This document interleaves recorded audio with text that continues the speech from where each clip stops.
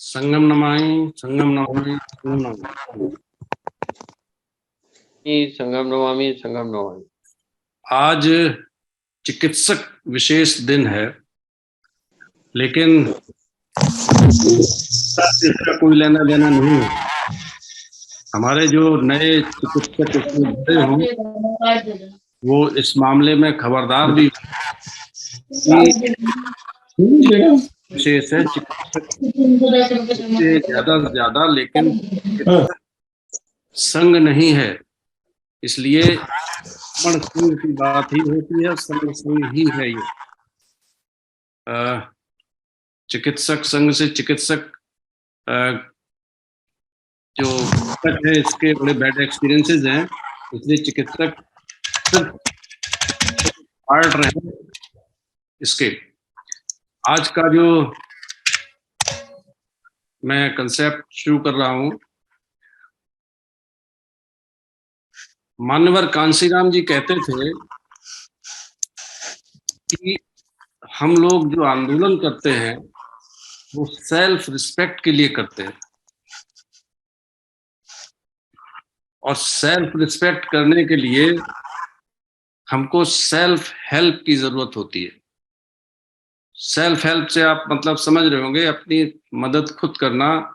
और इसके लिए उनका विचार था कि इसमें वो लोग सम्मिलित हों जो इस व्यवस्था से दुखी हैं, इस व्यवस्था से पीड़ित हैं, और वो जब तक नहीं आएंगे लड़ने के लिए तब तक बात बनेगी। और वो है सेल्फ हेल्प में जिसको हम कहते हैं, और वो है हमारे SC ST OBC और माइनॉरिटी कम्युनिटीज। यही हमारा संघ है, यही हमारा समण संघ है।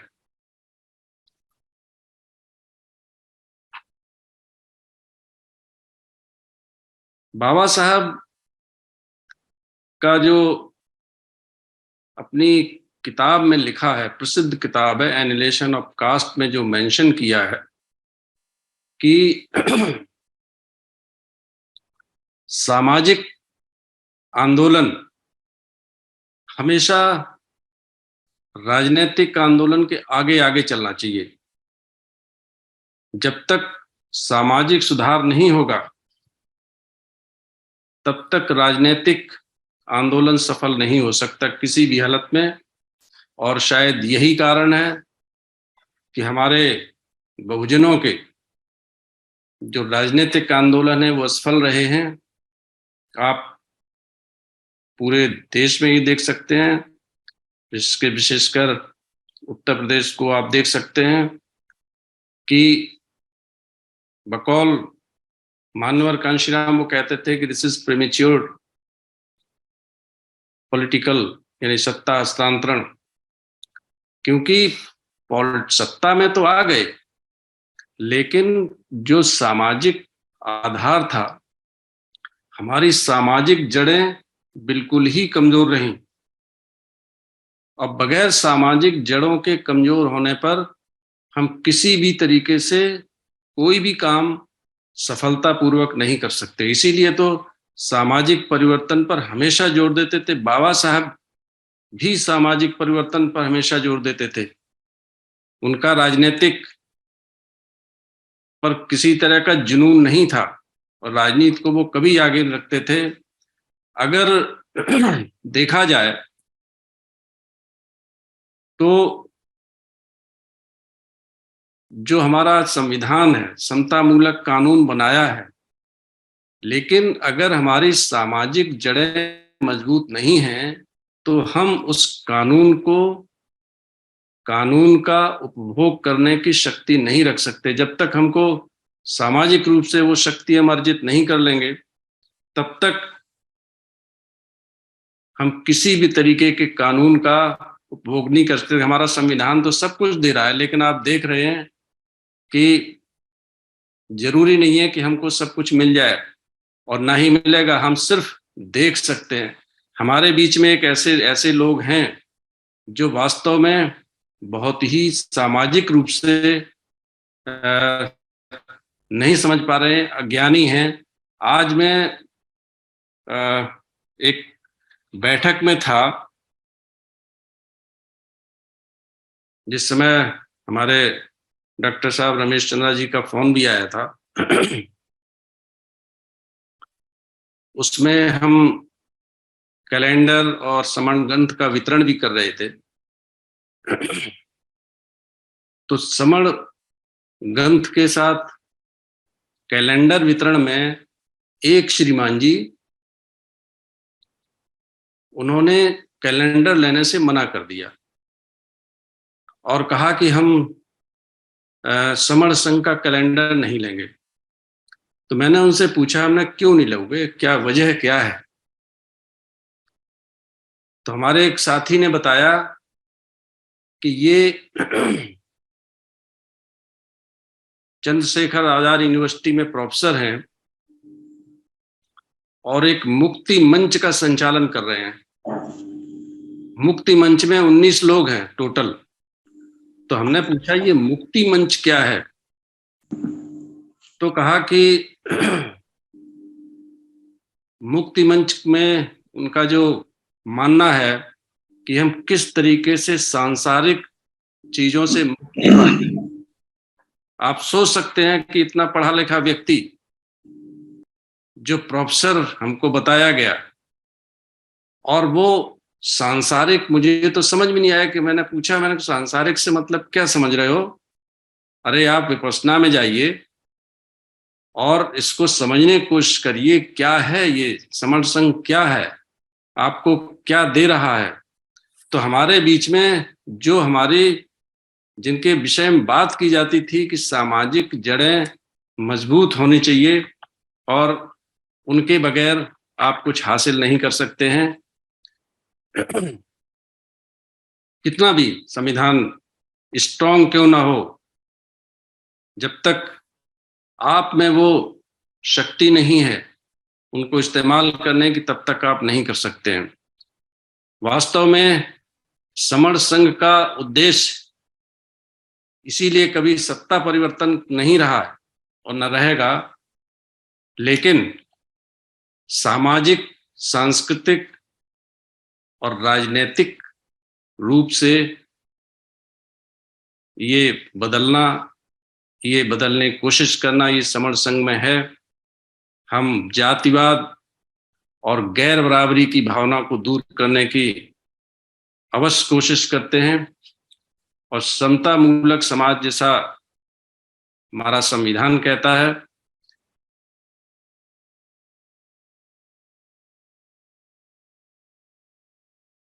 उसमें जो हमारे संविधान की प्रीएम्बल में जो शब्द दिए गए हैं, उन शब्दों का हूबहू पालन करने के लिए, उनको उनके अनुरूप अपने आप को बनाने के लिए, जैसे समता, स्वतंत्रता, इन चीजों के विषय में इन पर आधारित अपनी भावनाओं को, समण संघ अपनी भावनाओं को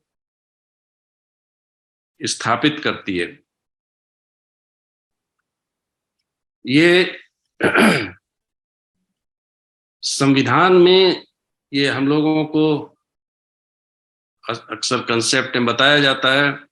हम लोग बात करते हैं कि जिसके पास संख्या बल बहुमत में है उसके अधिकार सुरक्षित रहते हैं। ये सभी क्षेत्रों में है, ये सिर्फ एक क्षेत्र में नहीं है। ये चाहे वो शिक्षा हो, शिक्षा में देखिए विचित्र विचित्र चीजें सामने आती हैं। पिछले दिनों सुनने में आया था कि शायद हरियाणा में एक फरमान जारी हुआ कि वहां पर जो गरीब SC ST और ये लोग हैं, उनको, वो लोग मांटेसरी में पढ़ सकते हैं, उनका खर्च सरकार उठाएगी। स्कूल सुधार के संबंध में कोई बात नहीं की गई। हमारे इसी वजह से कि हम लोग एक मुश्त नहीं है, इकट्ठे नहीं हैं, हमारे न्यायपालिका, मीडिया, उद्योग, कहीं भी हम लोग बराबरी हासिल नहीं कर पा रहे हैं। इतनी बड़ी तादाद, 140 करोड़ में हम 108 करोड़ हैं।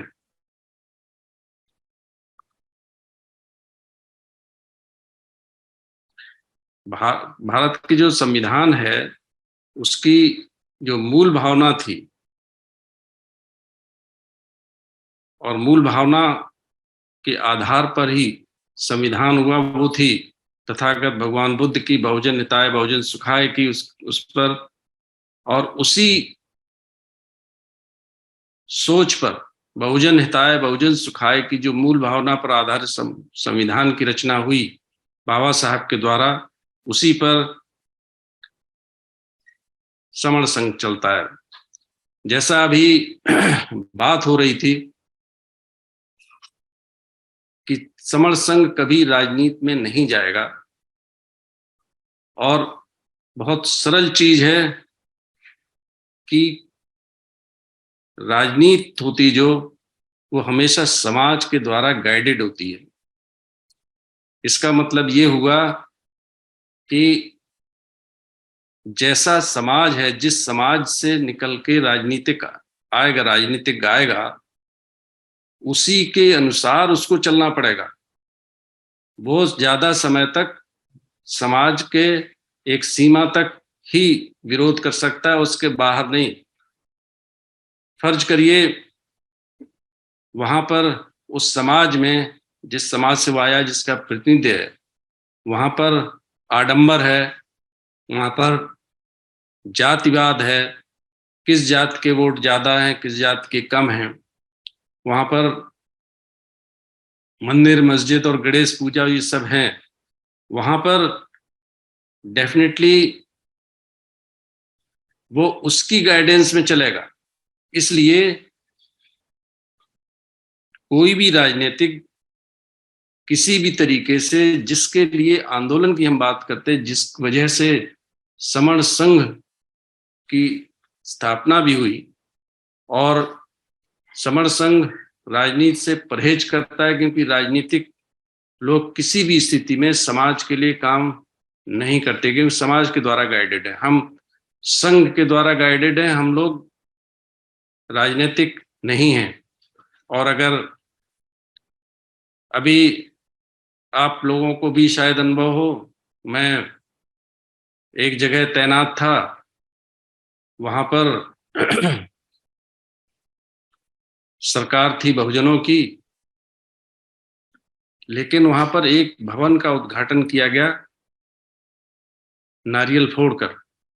तो ये सत्ता में जो भी है, जो भी राजनीतिक लोग हैं, उनकी मजबूरी है कि वो उनके अनुसार ही चलेंगे, चाहे जितने कहीं पर मंदिर के पूजा में जाएंगे, यहाँ तक कि मुख्य अतिथि भी बनते हैं ये लोग।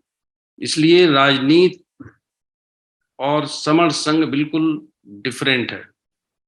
उनकी मजबूरी है समण संघ को, इसीलिए हमेशा राजनीति से परहेज करता है और राजनीति में कभी न जाने की बात करता है।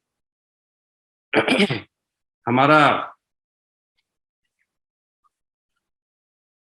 जो विचार रहता है अम्बेडकरवादी, हमारा विचार होता है कि हम अंधविश्वास से दूर रहें, और इन चीजों से दूर रहकर ही हम